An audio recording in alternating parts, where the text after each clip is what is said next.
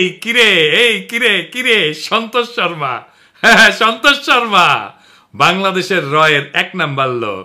বাংলাদেশে আলেমদের ইন্টারোগেশনের টাইমে হাজির থাকতো এই সন্তোষ শর্মা। শোনেন হারুন ইজাহারের কণ্ঠে। একটা নাম আমি বলতে চাই, আপনাদের সকলকে চিহ্নিত করে দিতে চাই। সে হচ্ছে এই একটা পত্রিকা ইদানিং খুব দেখা যায়, কালবেলা পত্রিকার সম্পাদক সন্তোষ শর্মা। সে সরাসরি ওই বিদেশি এই কান্ট্রির ম্যানেজারের পক্ষ থেকে, স্টেশন ম্যানেজারের পক্ষ থেকে সে সরাসরি আমাকে রিমান্ডে নির্যাতন করেছিল।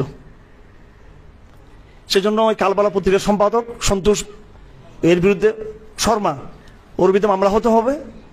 এবং সে কিন্তু নিজেকে অনেক বিভিন্ন আড়াল দিয়ে সে নিজেকে আড়াল করার চেষ্টা করেছে।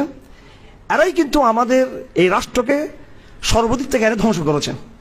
এরপর 21 টিভির নিউজ দেখেন। আর সন্তোষ শর্মা এখন তিনি দৈনিক কালবেলার সম্পাদক ও প্রকাশক, কাজ করেছেন শক্তি নামের পত্রিকায়। সাপ্তাহিক সুগন্ধার মালিক ছিলেন সন্তোষ শর্মা, হয়েছিলেন দৈনিক আমাদের সময় পত্রিকার ব্যবস্থাপনা সম্পাদকও। দেশে পূজা উদযাপন পরিষদের কেন্দ্রীয় কমিটির সাধারণ সম্পাদকও তিনি। ভারতের প্রধানমন্ত্রী নরেন্দ্র মোদীর সাথে ঘনিষ্ঠতার সংবাদ প্রকাশ করে তার নিজের পত্রিকাতেই। পেশাগত এসব পরিচয়ের আড়ালে সম্প্রতি বেরিয়ে আসছে ভয়ঙ্কর তথ্য। সন্তোষ কিন্তু দুটো ট্রাম্প কার্ড সে ইউজ করে, একটা সাংবাদিকতা, আরটা হলো সম্পর্ক। সে বাংলাদেশ পূজা উদযাপন পরিষদের সাধারণ সম্পাদক। হেফাজতে ইসলামের যুগ্ম মহাসচিব মুফতি হারুন ইজাহার চৌধুরীর দাবি, ভারতীয় গোয়েন্দা সংস্থা র এর এজেন্ট সন্তোষ শর্মা। এইটা সাহেব, এবার আর ওর আসল প্রভু মোদির সাথে ছবিটা দেখান। এইবার আমাকে প্রিয় সালাউদ্দিন সাহেবের সাথে দেখান, ভিডিওটা দেখান না। দেখিছেন মালটা?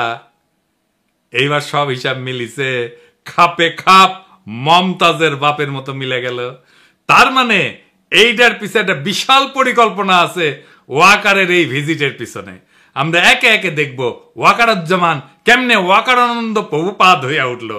সেই জার্নিটা আমরা এক্ষুনি একটু